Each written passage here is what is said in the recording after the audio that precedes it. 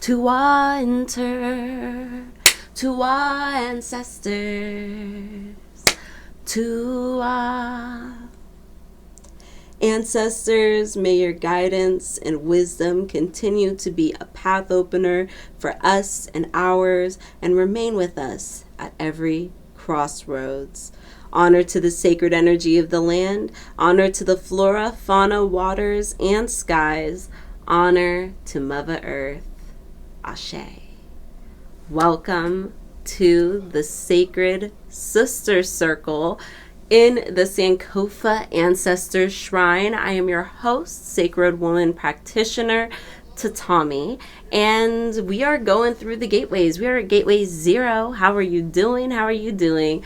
I am really excited to talk about all of the topics we have today. We have a couple.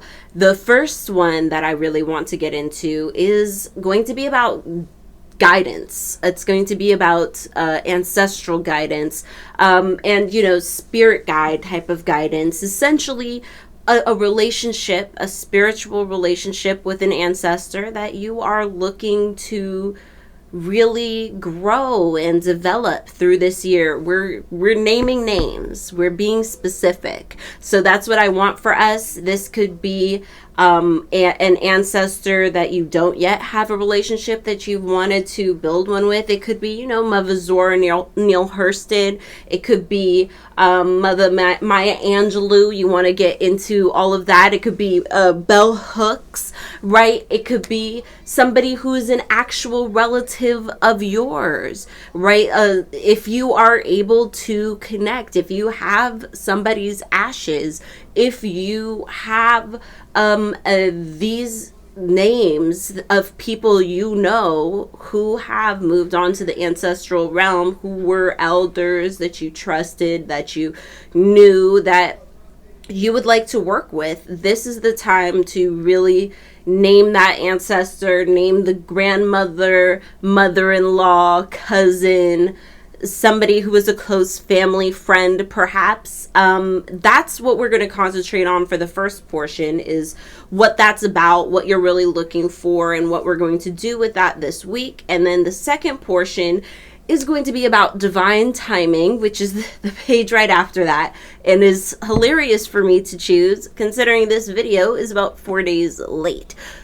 But it's all in divine timing, and I realized it's probably wise to make some kind of schedule to be able to help myself, right? Having an actual routine that I'm getting back into. So at any rate, I did want to quickly show my my artistic attempt in nature. This is looking up at the sky from some trees near my house. I just couldn't seem to find a space full of nature, so I looked up, and so this is what I have. I think it might have turned out better, especially the green part, if I'd actually been patient to wait for the brown to dry.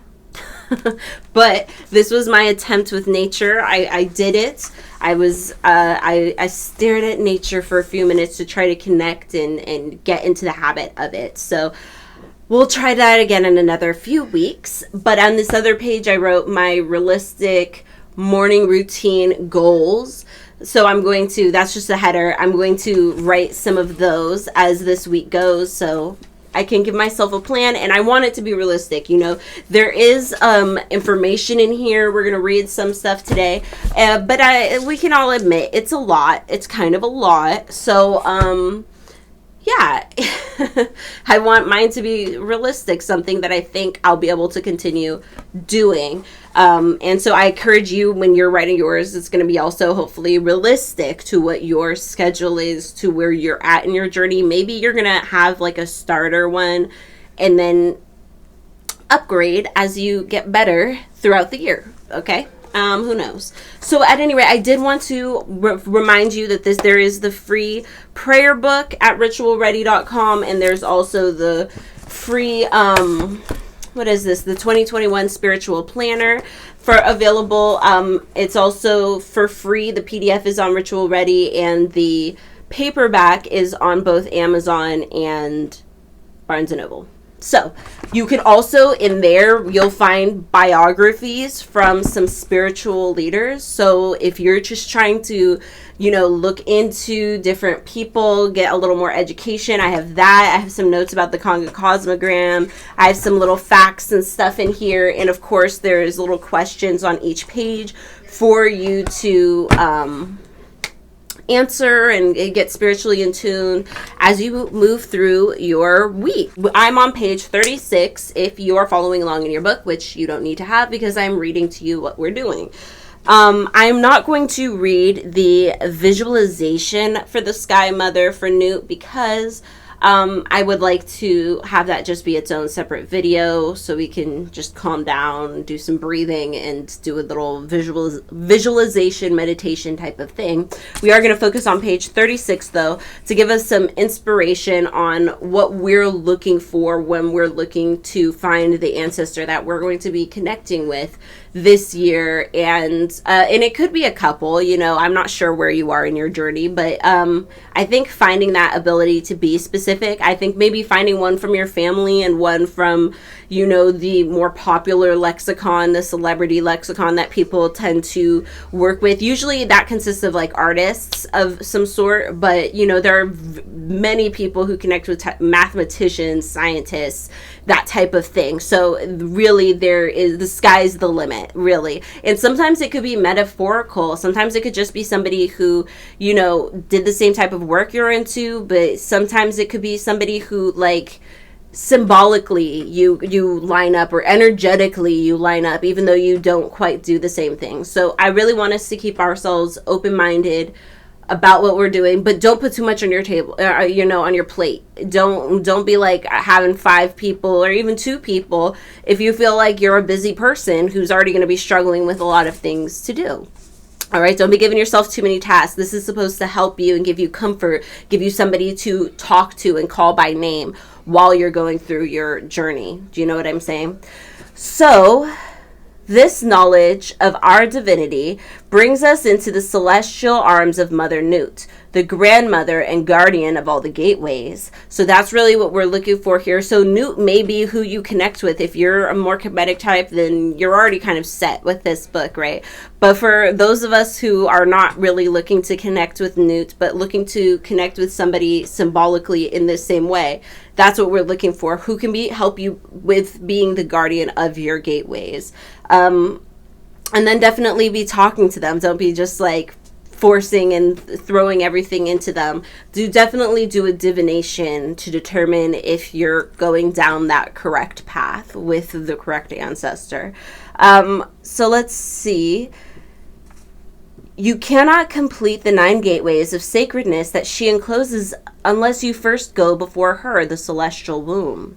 In the original first written language, Mtu Ntur, spoken by our ancient Nile Valley ancestors, the womb was called the Khat, which also means to hold, to keep, or to catch.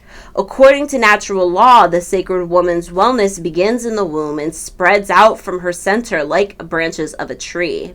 She ascends to strength or descends to weakness according to the condition of her roots.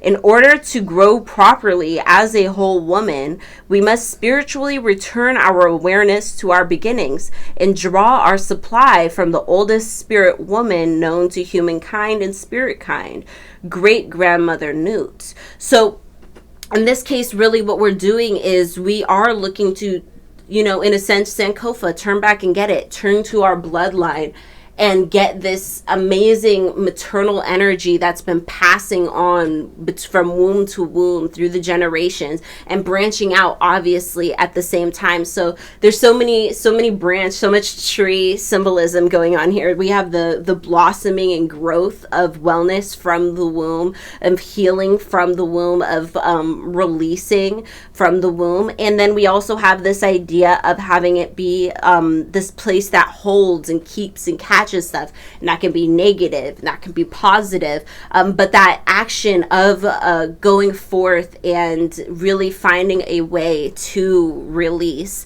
is really what we're looking for here, but also finding a way to have something, to hold on to something, to be not just empty, but to have those tools, those relationships, that power and understanding and energy and knowledge that we now have, that has kind of replaced what we were working with before, which was what we knew, it's what we had. But now we're at a different part of our lives where it's time to release that stuff. It's time to move on, because we recognize that's not healthy. It was a survival technique a lot of the time. So she has this prayer here that was from the Book of the Dead. My copy right here. This is a copy I recommend if you see it on... I've seen it in every store that sells the copies of this. This is the copy I recommend. Grandmother Newt, grant that I may reach the heavens of everlastingness and the mountain of thy favoredness. May I be joined with the shining beings, holy and perfect. May I come forth with them to see thy beauties. Thou shinest at eventide, and thou goest to thy mother Newt. All right, so I think that is just a wonderful, wonderful prayer. Whenever Queen says it, her voice just like reverberates and you just feel it, right? And I'm not quite sure I'm there yet with my prayers, but I do think that this prayer in particular is incredibly powerful. So when you have kind of come to your conclusions, I'm saying do your divination. So that means either use your pendulum or use your, we got some tarot cards, right? We have so many options now. However you're going to do it, use the type of divination where you feel comfortable, and really put that effort into making sure you're connecting with and you're choosing the right thing, and maybe get it down to your top 3 choices and have your ancestors speak to you about who would be the more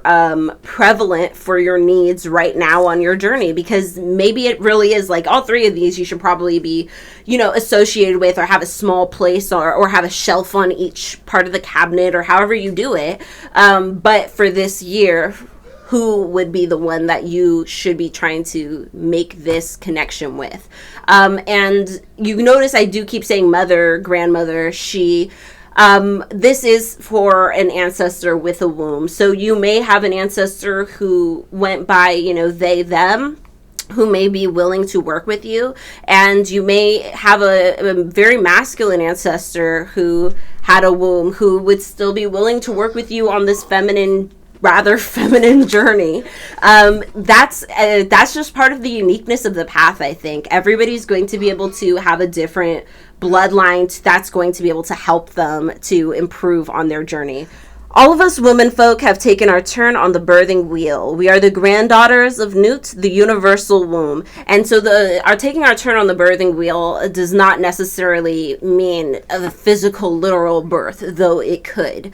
The womb is very much a creative space. And that's why, it catches things, it holds things, it molds them. It acts as like an incubator and creates, and things blossom there until they kind of spread out to the world at large, right? And that energy pours right out of us. Each one of us is a star of light. All the women that welcome you at the sacred womb gate, the ancestors, elders, contemporaries, are representations of the countless manifestations of the Newt star beings. These women, the spiritual midwives you will discover as you move through the womb wisdom of sacred woman, will help you with your rebirth. So you are looking for a celestial mother. You are looking for a spiritual midwife. Like, midwife, I think, is like the best way to describe this, a spiritual midwife, because this is a relationship of wisdom being passed to you, and you understanding that there are things you don't know, and that there's a space older than you that will help guide you through your journey, and that sometimes you will have to be able to just put your hands up and feel helpless sometimes, but then that you'll also be able to know that you're reaching out towards something, so you're not totally unempowered or a weak person because you are understanding your grief or understanding your loneliness or understanding what you've been through in its totality, or re-understanding what you already thought you understood about your trauma, because now you're older and wiser and now you've got a different bone to pick with it, right? So there's so many different ways to go through that, but having that spiritual midwife, I think, is going to be so important. So that is what we're doing. That's part of it. It's a really big one. Turning the page to page 38, we are talking about sacred time. So definitely we're going to try to just read through these 2 pages because we got a little bit to be reading. And essentially she is talking about different times of day. You're going to be hearing about that, but what I want you to do is feel inspired by the spirit of it so that you can start thinking of ways to add to and subtract certain things from your day to make it a more spiritual experience. And definitely I do encourage to start trying to wake up like an hour earlier and have that time for yourself. Wake up an hour and a half. And you know, she definitely, when you take this Sacred Woman course, she got you up at like 4. And if you are doing the online type of course here in California, honey, you will be up way earlier than everybody else at like the crack of dawn, the butt crack of dawn. It's ridiculous. It's hard. So what I want is not for this to be like stressful on us. My husband is playing his games and I can just hear him shouting on Fortnite. So excuse him. Okay, I have 3 children. I have 3 children playing games and yelling at their games right now. Okay, so to begin the work of Gateway Zero, we must first align our body, mind, and spirit with a new sense of time. When you honor your sacredness, you begin to understand that all time is spiritual. So I think that is just such a beautiful start. I'm going to interrupt already. We're just going for it. We're doing it. No, I'm kidding. But for real, that sense of understanding that each moment is very precious, I think is really important because it reminds us that not only do we have so much opportunity to be doing, moving, creating, not only do we have time that we could be spending, meditating, doing the yoga, doing like some kind of spiritual understanding of things, thinking things over, but that we also, that time is precious for us to rest. This is important for us to scrub our floors and wipe it down with Florida water, what have you, as it is for us to anoint our own bodies, as it is for us to get proper rest at night, all of that. So really thinking about how we're using our time right now, especially, I think will help to inspire us as we make our schedules. When you live life in a more cosmic, timely, organized fashion, you are more in tune with self, humanity, and the moon, sun, and stars. Time moves in a circle. It is ongoing and never ends. Even at the end of life, when we think it's all over, it begins all over again. Our ancestors have said that life is eternal. I'm yesterday, seer of millions of years is my name, traveling along the way of Heru, the light, the truth. The sacred clock keeps on ticking, so use your time with complete awareness and as much grace and mindfulness as possible to gain the power, clarity, wealth, and oneness in the spirit that comes in the fullness of time. That, I think, reminds me of the YouTuber Nicole TV. I'm pretty sure that's her name. She is so cute. She's a young black girl and she's very famous for putting her hair in that tiny little ponytail at the top of her head. And one thing that really inspires me about her is I saw her in an interview once and she said that one day she was laying there and she realized that she knew what she needed to do to be achieving these goals and dreams that she had. She knew. She just wasn't standing up and doing it. And she was letting these moments keep passing her by, and then what? Like, they were going by whether she was doing it or not. And so she made it, something within herself that she was able to discipline herself to start waking up early, to get 10 videos pumped out in the morning of whatever silly shit she does. You know, she dances around, she acts the fool. But the point is she put in that work. And a lot of people like to deny that it's the work that's necessary. But I mean, even Frederick Douglass said it. He said he prayed with his mouth many, many times, but it wasn't until he started praying with his feet that things occurred. So, you know, that those moments will always pass, but this this usefulness of it and being mindful of it and being mindful of what you're capable of, and finding those ways to discipline yourself are, I think, the parts that we really should be focusing on. The more you are in tune with and respectful of time, the more you will be blessed by time. We use every bit of time all the time, so use your moments with as much wisdom as you are able. What we do with our time will ultimately determine all our successes and all our temptations. Time is filled with all kinds of choices. Please think first to make your choices wisely, for you will live with all your choices, good and bad, for all time. My soul has guided me to dance in the space of time to release the remains of a day gone wrong, or to dance in the space of time in praise because my inner soul was jumping for joy in my midday, or to dance gently and easy because I survived yet another day with grace and ease. That, I think, is so beautiful because that was just the example of dancing. And you know, often if you think of like, how should I fill my time so that I do the right thing? You're not thinking of the healing movement of spending just a few moments dancing with yourself in retrospect of a day you just went through. You know, those moments of self-care and such, it doesn't always require busting out a candle or even going to find your burnt cinnamon stick somewhere. It doesn't even require that much. You could literally stand where you are and sway to the beat and rhythm in your own soul. And that is another way that you're utilizing your sacred time appropriately. Prayers for the sacred times of day: sunrise, midday, sunset, and nighttime.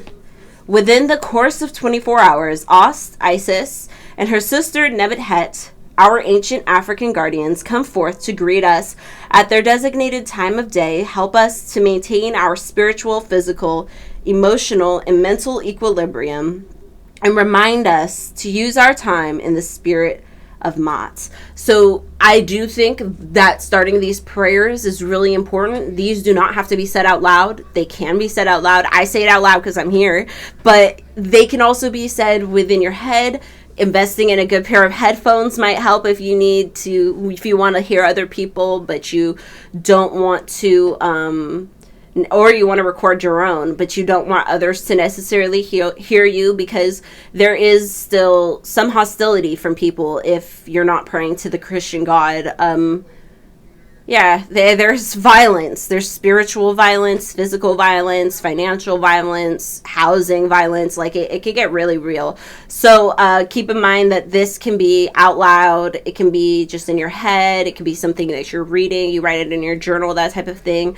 But keep yourself safe and do what you're comfortable doing. I do think that if you have the opportunity, even if it's, you have to walk out somewhere in a secluded area of a park and whisper with yourself, sometimes speaking it out loud really adds this element of solidness, that really gives you something to stand on, that some people really find wonderful, and it really speak it out into the water or something. So, but you do not have to. That is not a requirement. Please stay safe. So, this first prayer, she writes, "All praise to you, Mother, Father, Creator, the keeper and bestower of all time, the aspect and reflection of the Most High. Divine Creator, you have helped me to be in harmony with the seasons of time, with the time of day, the time of the moon, the time to eat, the time to fast, the time to rest, the time to rise, the time of my womb cycle, and the time to be intimate and nurtured. May I be in tune with the lessons of time and use it well and with divine intelligence. May I keep time with the ebb and flow of my emotions so that I am able to maintain inner harmony." This prayer, I think, is going to be something that you're going to be able to variate throughout, and it can be shorter just something that you say when you realize maybe that you're not being as effective as you'd like to be, or you haven't used it in a way you'd like, or this is a habit that you've been trying to break and perhaps you forgot until you were halfway through, who knows. But there's always a time to just offer up a prayer, a way to try to recalibrate your mind back to what your goals really are. And also, choosing what times of day to pray. I don't know that praying 4 times a day is something that most people, like, especially if you're a mom or a working person, you know what I'm saying? It can be difficult to just put all that in. So I think, the morning and the evening, or just the one in the morning, starting out, to give yourself something reasonable to have a goal. And usually people are pretty good with before, or like with right when they wake up or right before they go to bed. That's easier for them. So let me see. She mentions that Nebbet Het, that time in the very early morning, is a really wonderful time to pray because of the spiritual aspects of the time, because it's so quiet, because it's usually like not a lot of people are moving around. Everything's really still and fresh and crisp in the morning. The time of Nebbet Het is the time that our melanin, symbolic of our spiritual force of enlightenment, flows strongest. During Nebbet Het's sacred appearance at dawn, sit in quiet meditation. You may place a purple or white prayer shawl upon your head as you meditate on the cosmic sacred lady of the house coming through you in a state of cleanliness. And Mot.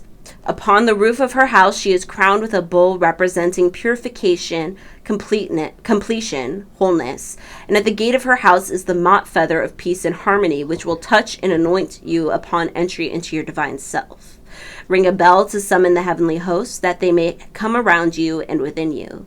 Burn incense of frankincense and myrrh to prepare for a purified day. So the prayer for this time, sunrise, and so I'm going to read all of them so you can kind of just decide which time sounds best to you. Maybe the midday and the midday sun is a time that really speaks to you, so you want to start adding a prayer then. But yeah, so let's see, the prayer for Nebbet Het sunrise. Adoration to you, Nebbet Het, you who appears between 4 and 6 a.m., the female guardian of the darkest hour before dawn, the balance between night and day. You appear at the earliest morning light, standing as the gatekeeper of this twilight time. Honor to Nebbet Het, Lady of the House and Sister of Ost, the Lady of Heaven, for living within us as we tune into the new day, coming that we as women may carry our house, our body temple, in divine right order. So if you were to change this for your ancestors, you may note that you're coming at this sunrise hour for these symbolic reasons, and that you are looking for this guidance to live within you as you tune into the new day, and etc. So for Ost, midday,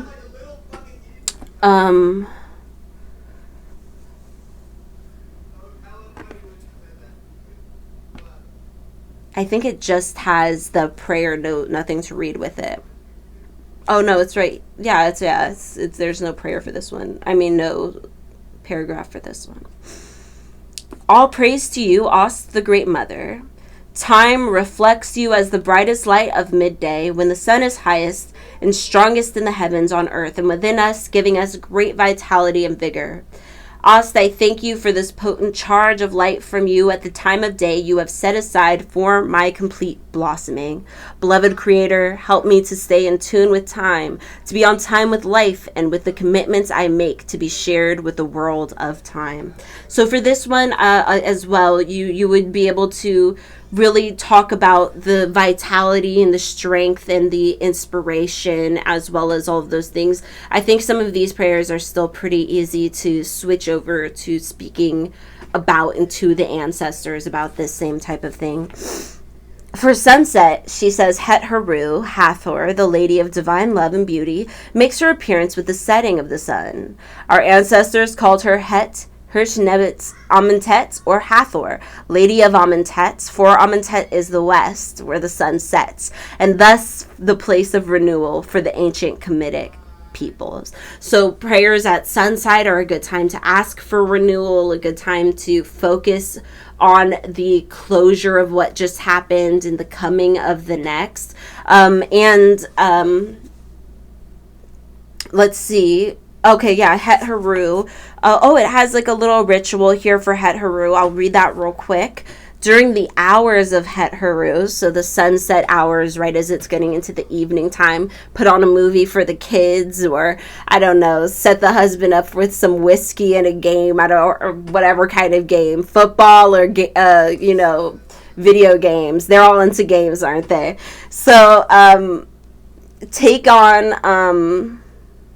And she says, during the hours of Het Haru, who is dwelling within you, become intimate with yourself. Take an Epsom salt or Dead Sea salt bath. That includes aromatherapy oils, essential oils to enhance your inner beauty, your gentleness, your peace. Don't use the salts if you have high blood pressure or edema. And with this, use what you have at home. Don't feel like you need to go out and like look up which ones mean that, and the third, unless you've, got it like that. But use what you have at home. If you have just some herbs, you've got a little bit of like, I don't know, cinnamon and ginger and some rose petals or something like that.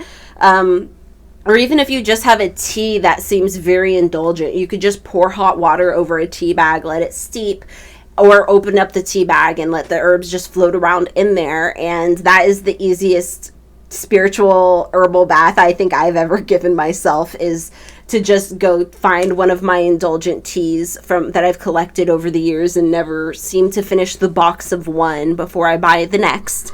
But that's a really easy spiritual herbal bath, and you can usually find a bag of tea in anyone's house. Literally anyone's house. You're always one step away from a nice spiritual bath, I promise. So she mentions the essential oils and herbs such as cinnamon, lotus, lavender, which were used by the ancients for anointing and specifically for their sweetness. While in the tub, chant your own way to Het Haru or to your ancestors about the sunset, speaking about it. One of my friends recently, she's been writing spirituals, which I have been demanding people, begging on this channel and other places for us to have some hoodoo spirituals, some root work and spirituals, and hers was about walking down to the river just to pray. And it was so perfect because that's exactly the type of stuff I wanted. And I think that, if you just sing about the sunset, sing about for you, this is just something for you to indulge in and really go into that spiritual connection with yourself and feel uninhibited. And it may not be that you can sing or talk, but taking that time to meditate, putting on I don't know, they have like lo-fi for witches like type of playlists now. They have ambient playlists. If you go into the bathroom and like just have that playlist going and pour the water over your head, it can be a whole 5 minutes. It can be the quickest thing ever for you to get in there, get out before your roommate even realized that you were doing too much. Run all the herbs down into the water, or just don't even break open the tea bag, only use the water. Boom, done. You don't even have herbs to clean up. No one even knows what you did. The next person who goes in might think it smells rather minty or lavendery, but that's about it, right? It can be very covert, incognito, well done. Nothing needs to be shown to anybody. But it is nice if you have like roommates or that type of person for you to share the journey with, for sure. So the final,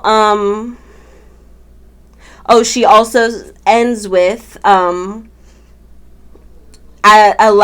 repeat your Hesi over and over out louder in your head as the heat and salt water and oils melt away all the challenges you may have experienced during the course of the day. So, you could be singing, but you can also make a specific line to repeat over and over that works with what you're working with the time, with sacred beauty, with your journey, your ancestors, etc. If tonight is the night you choose for divine lovemaking, allow Het Haru's beauty to come through you. So that, I think, is very beautiful, to take the sacred bath before you connect with somebody. Okay, so the final part is Newt Nighttime, and it does have a pretty long prayer here. So basically she I'll just read it out to you, and you can kind of just get inspiration on how you want to say your own prayers, how you might change these to work with the ancestors, or however you work through things. She says, all praise to you, Mother Newt. Help me to look to you, the mother of our day star, the sun, and the stars of night, as they glide through the sky to maintain my inner cosmic clock. Help me to use time wisely, to respect the time given me, and to respect the time of others. Creator, help me to see time as being as precious as my children. Help me to become more aware that time is to be cherished and well spent, like the good times that I share with my extended family. All I have is right now, this moment, to make my life work. And this time right now is mine, and I give thanks. Help me to think before I set time and use time, for I will never again get this time back. May I use my time to heal, to build, to love, and to reason. Mother, Father, Creator, as the time of my age increases, may I be made glad, for only through many years of living does wisdom grow. Knowledge is my flower, and may my time be filled with memories of thankfulness and healthy seeds sown. Let me never waste my time, for it does not stand still even for a moment.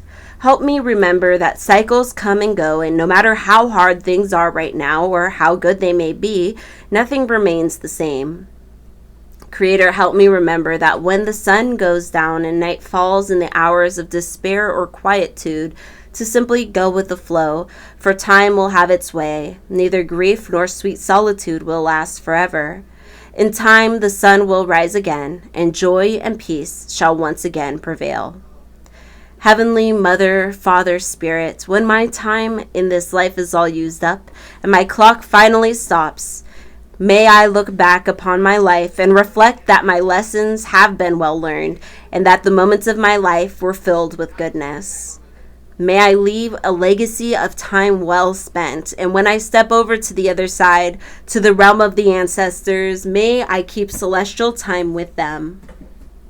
Ashe. I think this is such an important thing, because time is just one of those things that can feel like it's coming away from you. You can feel like everyone else is able to do so much, but not you. And this, I think, is such a wonderful guide for us to get started on that and make those decisions ourselves, so that we feel that we are putting in that work to get those goals that we dream of so much and achieve those dreams. She says, now that we have entered into the concept of sacred time, we are ready to establish the rhythm of the sacred clock throughout your 21 days of experience in the gateway 0, the sacred womb, and through each of the gateways that follow. So she has a sacred clock. Okay. I don't think you can read all of this, so I'm going to read her suggestion, but, understand that yours is likely not going to look like this, because it's a lot. It's a lot of stuff, and this would be ideal, I suppose, but, I want you to be able to really make a realistic thing for yourself, so that you're able to infuse the spirituality in your life and, make achievements and not feel like you're constantly behind or, overwhelmed. So she mentions that the crossroads are the times of day, and you acknowledge with prayer and meditation at each crossroad you pass each day. So as you phase through the day, there are different symbolic and energetic principles to each, right? And so they're each a crossroads where you make a decision. I think that's a really wonderful way to look at it. And these prayers can be really short. It can be a very simple memorized line or two for each time of the day. These don't have to be like her extremely long, beautiful, flowery prose. It can be a very simple, it can be like a limerick, haiku type of length. It does not have to be very long at all. So she says from 4 to 5 a.m. is Nebet Het's Hours of power before dawn, the balance between night and day. This is a good time to awaken, meditate, give praise and thanks, for the new beginnings are about to come according to how deeply you fast and pray. So the state of consciousness for the dawn is, in this twilight time, the sacred nectar, my melanin, flows from my crown and taps me into divinity. So she mentions this is a good time to drink your herbal teas, drink warm water, fresh wheatgrass, or simply fast.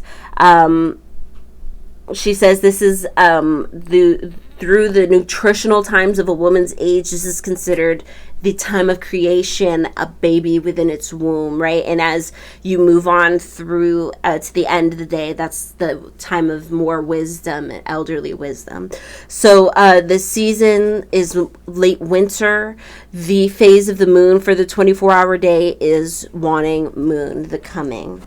6 a.m., sunrise, dawn, the coming of the day, a time of renewal and reawakening, a time of purification, a good time to write in your journal, do your womb dance. The state of consciousness says no matter what has happened in the course of the previous day, dawn has returned once again to show you a greater way.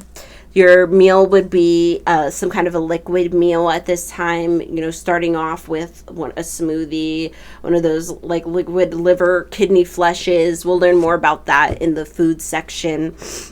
Fresh fruit juice, freshly squeezed, like if you're juicing, that type of thing. This is the time of body and spirit for infancy to about 6 years old, which is a time of discovery for the early morning.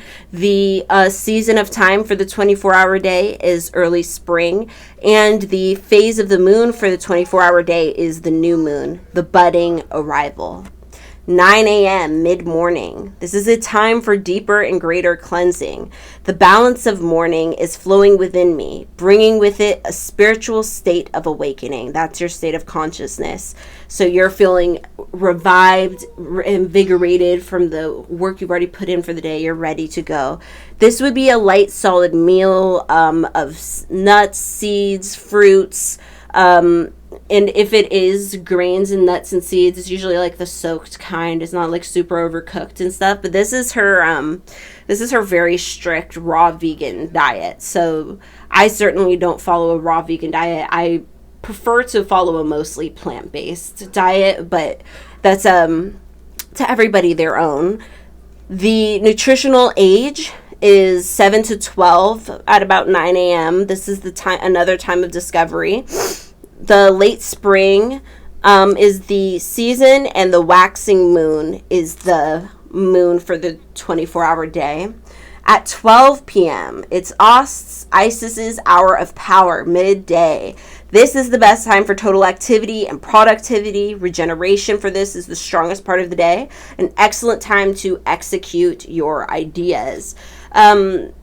And this reminds me that, reading that reminds me that they have studies have shown that people really are morning people, night people, whatever. So, your 12 could be the opposite. Your most productive hour could be the opposite. And if that works for you in your life, I don't really see that there's a huge problem with that. I do think people do need to follow with their own body's natural order. So the state of consciousness reads, the sun is strong in my body temple, which helps me to digest life with vigor, power, and vitality. She says another smoothie or juice would be wonderful around this time.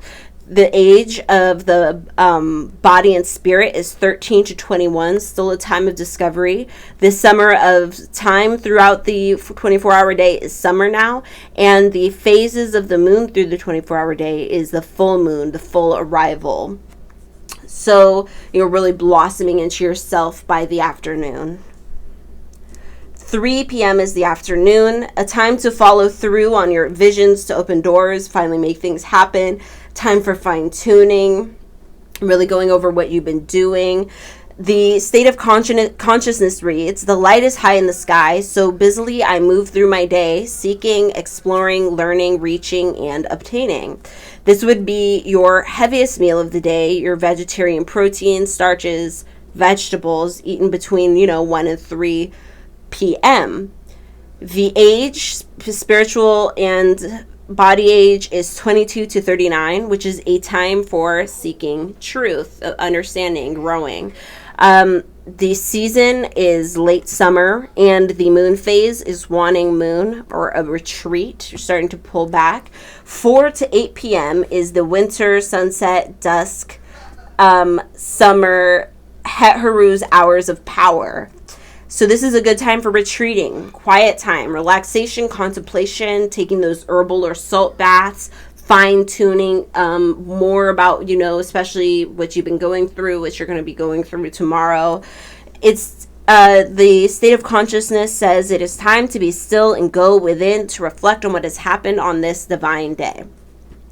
Organic, fresh vegetable juice, drinking at the beginning, and then a dinner of fresh vegetables, whole grains, vegetarian protein, but a little lighter, perhaps not as big as the previous. And usually you'd be done eating by about this time as well.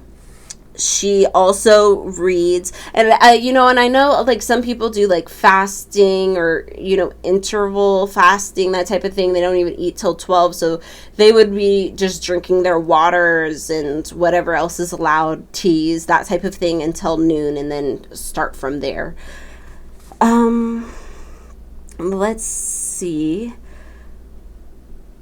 Oh, okay, your age, 40 to 64, a time of deep meditation and contemplation, a time for knowing truth. The season has switched to fall. It's the waning moon, the retreat still. Then we have 12 o'clock a.m., midnight. You should be asleep hours before midnight, especially if you're getting up at 4 a.m. So it's best, that's for you to get your best rest. Newt's hours of healing and rebuilding are that time through the night. This is a time to recharge while in a deep, peaceful sleep as you rest in a well-ventilated room, fresh plants hanging everywhere to purify your breath of life. So putting plants in your room, I think, would be really wonderful. Whether you're growing them, whether you're trying to make a cutting yourself and like root it and make a plant that way. Whether you have bamboo, bonsai, however, having the plants in your room is not only something that you can, work with on a spiritual level and add to the beauty and ambiance of your sacred space, but also literally helps with the air in your house, which is, I think, a really wonderful thing that Queen notes there. She says, a time to connect with your dreams, which will reveal to you truths that are waiting to be told. We have here the state of consciousness reads, sleep has come to take me home to renew my body and restore my soul. I think that's really wonderful to just be grateful for that sleep as well at the end of a long day of work. Liquid fast or dry fast. Drink the nectar of sleep. To sleep is to eat from the spiritual realm. If you live well throughout your day, your dreams will reflect this. So yeah, definitely drink those teas or other various concoctions that help you with your sleep. But keep it natural, keep it light, especially you don't want too much stuff on your belly. And so the age for this is 65 to 100, a time for living in absolute truth and enlightenment. This is a winter, the waning moon. And yeah, so this is a really full schedule. This is the schedule of somebody who I guess has a lot of time off and is looking to commit to doing these types of things. But I think that you can still look at what your daily schedule is and find those ways to implement this and make it so it works within your schedule to some extent. There may be a prayer or two you have to take out, or a meal you have to take out, but finding those ways that you can switch up your own daily schedule, keeping it still largely the same with your obligations. Have to take care of somebody else besides you, have to go to work, have to figure out whatever it is that your goals are that you're doing, and maybe those things aren't conducive till waiting until noon to do them. So I think finding those ways and writing down a general schedule that is what you want these things to be in your life, and finding those ways to put them in. That's the other thing we're doing this week. So we do have a lot of stuff to do this week. I'm going to let you go therefore to figure it out. Please leave any comments or questions down below so that I can try to answer them, just in case others have these questions too. May your ancestors and spirit guides be with you at every crossroads, and I will see you next time. Thanks for watching.